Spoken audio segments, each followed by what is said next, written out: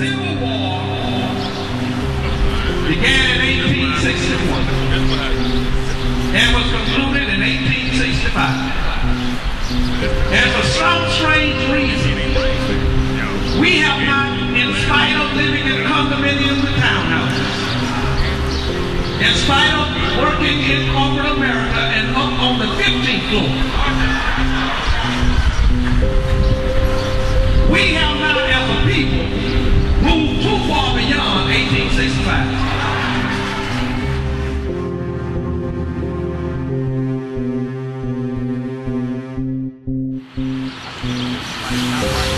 President Barack Hussein Obama said, Trayvon, he had a son that looked like him. He's right. Kill this young man. And 30 days after that, he's still not incarcerated. The system failed. Law enforcement down in Florida failed that family, failed that community, failed the United States. Because injustice anywhere is injustice everywhere.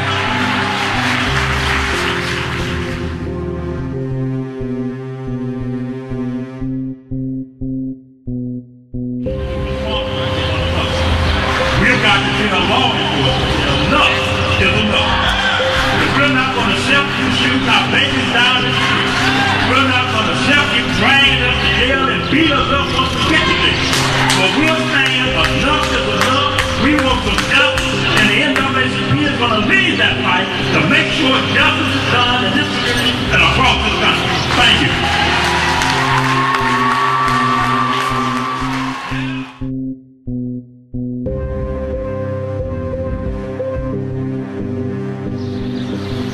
I'm here today because Trayvon Martin was my son. Trayvon Martin was my brother. He was my nephew. He was my cousin. I'm here today because I am Trayvon Martin.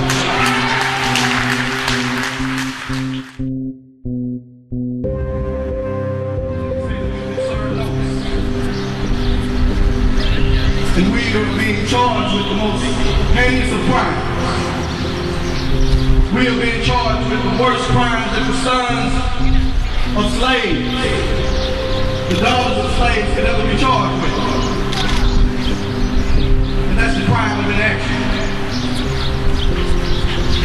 That's the crime of complacency.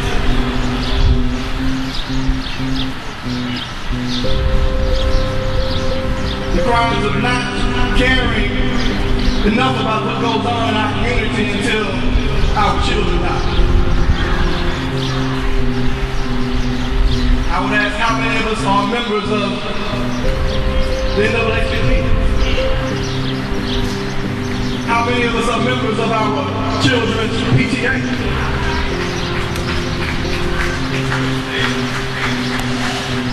How many of us are doing anything directed at the future of our children? Let's not only stand up when a child dies.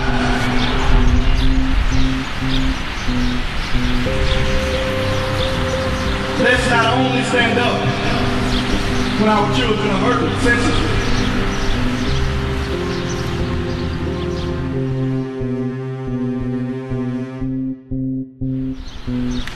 Understand that if we're going to ask that he be brought to justice, if he be required to pay for what he has done, then surely we should understand that we must pay for what we are not doing.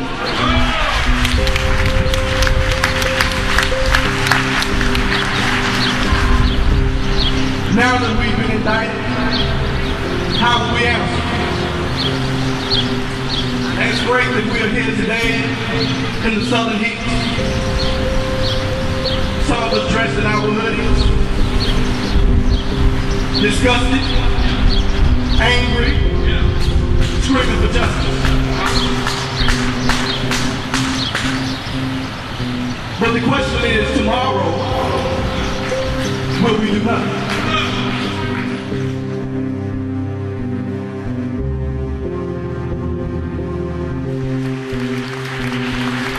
It was in 1963, my home state of Alabama. 16th Street Church was bombed by a cowardly KKK. 4 little girls died. Girls who did not have a chance to go to the prom, did not have a chance to marry, did not have a chance to grow up. And as a response to this outrageous act, cowardly deed, people in Shreveport gathered at the Little Union Church. Harry Blake and others, students of Booker T. Washington, concerned people all over this city, gathered in response because they recognized that the distance between Shreveport and Birmingham is not 6 hours as traveled by a car, but it's only a few inches. In fact, they're the same place. And tonight, Sanford, Florida and Shreveport are the same distance. Because what happened in Sanford 30 days ago, it happened right here in Shreveport and has been heard and said here. It has happened and keeps happening. But I want to thank you, every one of you who were brave enough to come out, because you left some folks back home who did not have the intestinal fortitude to come to this place today. So I want to say thank you, because your presence speaks volumes. And your presence speaks not only here in Shreveport, but across the entire globe to everybody who loves justice, equality, and freedom. And so I thank you for standing up for what's right and doing what is godly and what is proper, what we should be doing. And that is saying to the Martin family, you're not alone.